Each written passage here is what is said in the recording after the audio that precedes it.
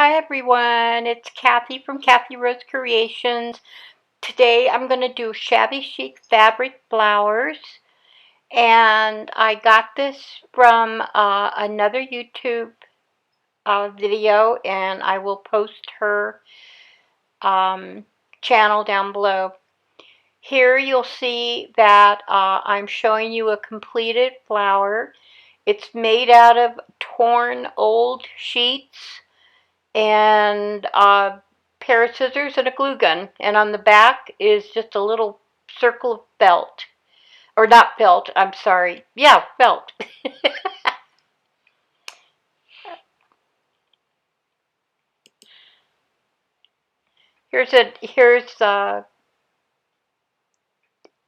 Okay, this is the torn sheet that I was using, and I just ripped off a big old long length of it. Doesn't matter how much, because you can add extra if you need to, and if you've got too much you can cut it off. I'm showing here, I'm taking my hot glue gun and I'm going to fold it in half. I'm going to run a bead of glue at the very edge, and just a little bit at a time. And of course I put my head in the way, but and I need my roots done. Okay, my little silicone spatula really works so you don't get burnt. You fold it in half, and I'm showing here you want to do the entire strip that way. And like I said, a little bit at a time.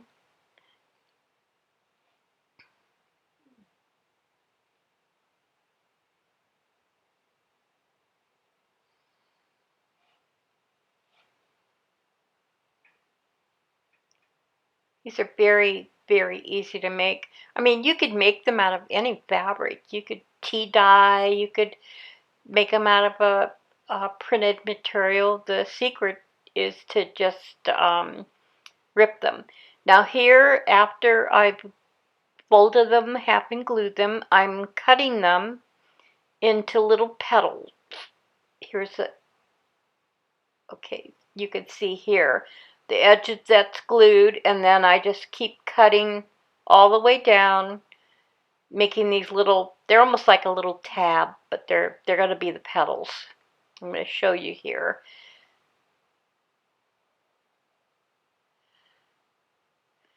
Okay, here's one that I've already done, as soon as I find it.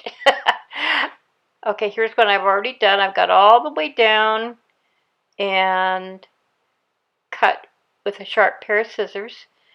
And it's kind of a good idea to kind of wiggle it around so that you can loosen up that glue or in the fabric. And then you just start hot gluing it to that little circle of felt. And again, you want to just put a little bit at a time.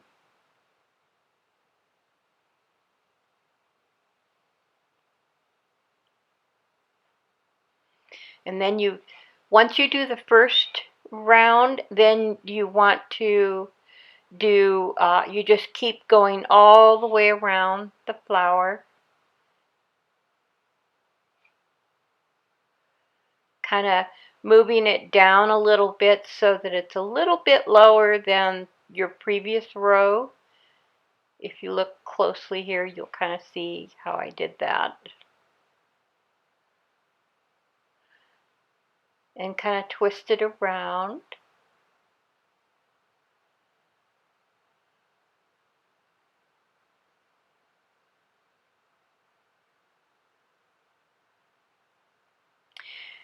A precision tipped glue gun would work much better, but I don't have that.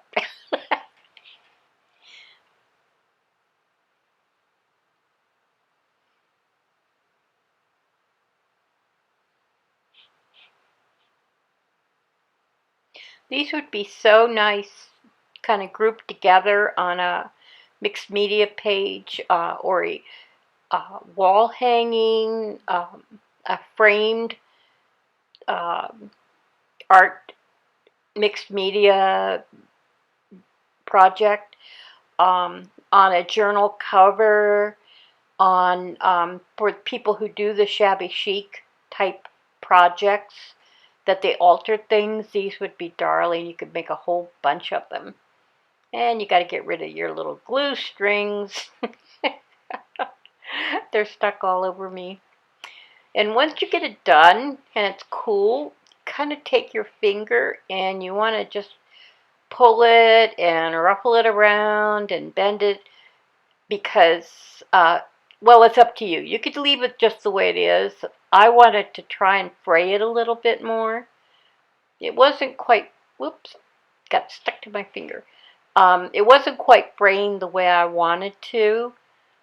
After this video, I made another one, and I took my scissors and kind of pulled it along the edge of the flower to try and encourage the fraying. They look pretty even without being frayed. And you kind of bend it and mush it up.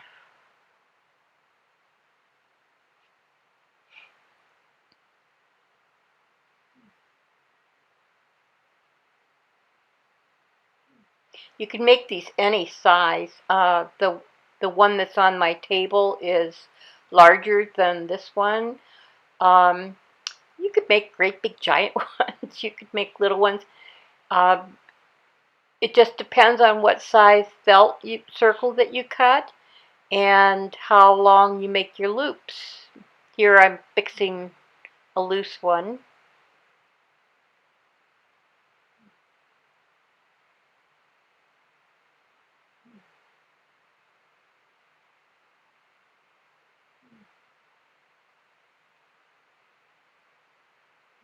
But you could make, you know, if you make the petals longer, they might fray a little bit easier. These are the first two I've made, and the lady that did them on the other YouTube video, which, like I said, the link's going to be below. She is, hers turned out really, really pretty, and hers were really frayed nicely.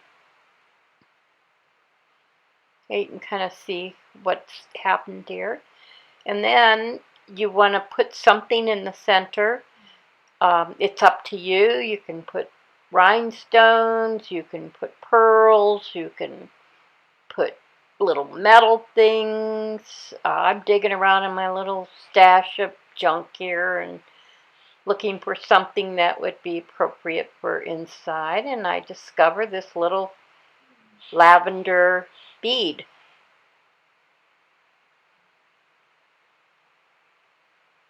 Just a little one. And I thought that would be pretty in there. It's kind of a pinkish lavender.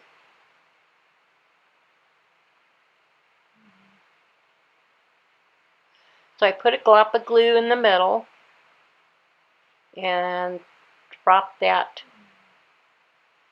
bead in there and hold it down for a few seconds. And while I'm holding it, I start pulling at it, the petals again, to see if I can encourage some more fraying. And like I said, that's my personal preference. You don't have to fray it if you don't want to.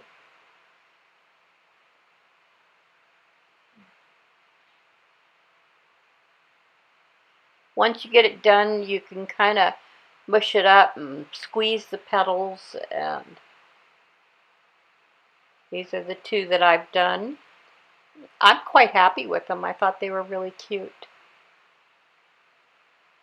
So I'm going to make more of them eventually. So thanks for watching. Peace.